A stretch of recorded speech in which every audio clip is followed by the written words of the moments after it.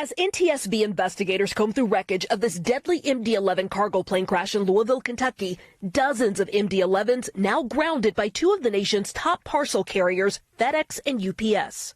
A UPS spokesperson writing, "Nothing is more important to us than the safety of our employees and the communities we serve." And here's the cockpit alert ordering pilots to return to airports and warning them not to depart, effective immediately. And the FAA tonight making it official, issuing an emergency airworthiness directive requiring the planes to be inspected before they can fly again. Jose, there are growing concerns tonight over grounding dozens of these cargo planes and if it could impact the holiday shipping season. And you know what that means. This grounding could impact your Christmas.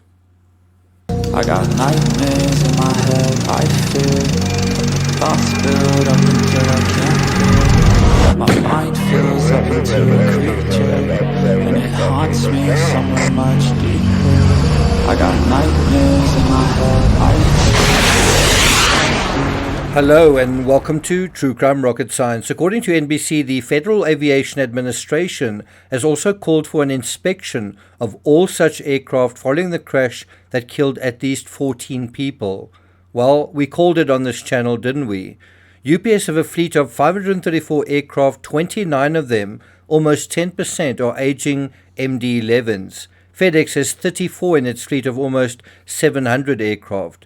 Both UPS and FedEx are affected by the grounding, as well as a third cargo airline known as Western Global Airlines. UPS said that the move to temporarily ground its MD-11 fleet was made out of an abundance of caution and in the interest of safety. We made this decision proactively at the recommendation of the aircraft manufacturer. Nothing is more important to us than the safety of our employees and the communities we serve. That's according to UPS spokesman Jim Mayer. Now, I don't think they can say they did this proactively. They were ordered to do it. They were given a directive. That's why they've done it. If they did it proactively, they could have done it immediately after the crash before they were asked to do so. According to the New York Times, the Federal Aviation Administration on Saturday evening issued an emergency airworthiness directive for all MD-11 and MD-11F planes. The directive grounds those planes until they are inspected and FAA-approved action is taken to fix any issues. The agency issued the directive after determined that the detached engine issue that led to the UPS plane crash is likely to exist or develop in other products of the same type design, which could result in loss of continued safe flight and landing. According to USA Today, the Airworthiness Directive also prohibits further flight until the airplanes are inspected and all applicable corrective actions are performed. Now, if you think about that, the directive which forces airlines to have these specific planes inspected is basically forced maintenance. And since this comes shortly after the flight data recorder was analyzed, it's likely inspections will focus in a particular area.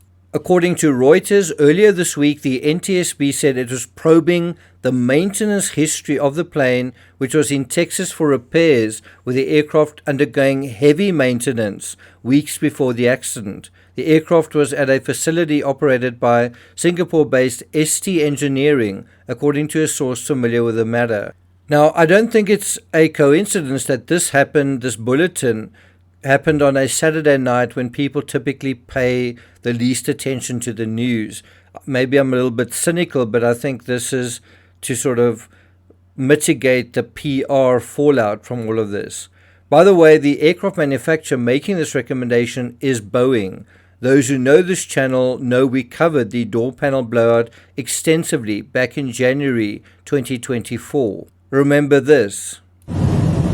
6 minutes until Alaska Flight 1282 from Portland, Oregon, en route to Ontario, California. A left side door panel known as an MED plug flew off at 14,000 feet in the air, causing the plane to suddenly depressurize. A 17-month investigation found Boeing did not inspect for bolts that were supposed to be installed on the door. During a final assembly, the bolts had been removed to rework rivets inside the aircraft. Although photographs and witness marks showed that the MED plugs for retaining bolts had been previously installed, when the airplane left the Renton facility, those bolts were missing. Do you remember the terminology used during that investigation? The FAA said inspection should ensure the door is properly secured. The agency said some operators doing inspections on those aircraft noted findings with bolts during the maintenance inspections. In short, that was a maintenance issue. And how did it come about? In a preliminary report, Boeing employees said they felt pressured to work fast, making it difficult to avoid mistakes. And isn't this time of the year the busiest time of the year for cargo? The fact that all MD-11s have been ordered to be grounded and inspected suggests they already know what the issue is: improper or insufficient maintenance. Because of Boeing's troubles of late, Boeing has fallen behind Airbus. 2 months ago, Boeing delivered 55 commercial aircraft compared to 73 from its European competitor. But if you just look at this graph, look at the yellow, you can just see to what extent, just generally, Airbus is ahead of Boeing in 2 of these 3 categories. Meanwhile, the NTSB will release a preliminary report on the deadliest crash in UPS Airlines history within 30 days. According to CNN, Inman also confirmed the aircraft had recently undergone a heavy maintenance check in San Antonio and clarified earlier reports of the plane reaching 475 feet were inaccurate. Data now shows the jet only climbed to about 100 feet above the ground before crashing. That's really not very high. The maintenance will be the big issue. What exactly was done to the aircraft? Who did it? What parts were replaced? What procedures were followed? And who inspected the work? That's according to Chiavo. Investigators will be particularly interested in which parts may have been removed or replaced during maintenance. Precisely, maintenance will be and already is the big issue.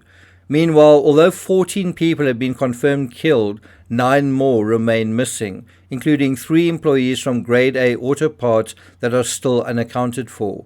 One of those missing is 52-year-old John Loxham, who worked on and off at Grade A Auto Parts over the past decade. DNA tests over the next few weeks will determine whether the death toll increases. It may well reach 23 lost souls in the end. Well, I'm not going to take it further than that. Look out for the next analysis of peripheral figures in the John Benet Ramsey case. The next one will be on FBI agent Ron Walker, and that promises to be a really interesting episode. So look out for that coming later today. Thank you for listening, and I'll see you guys next time.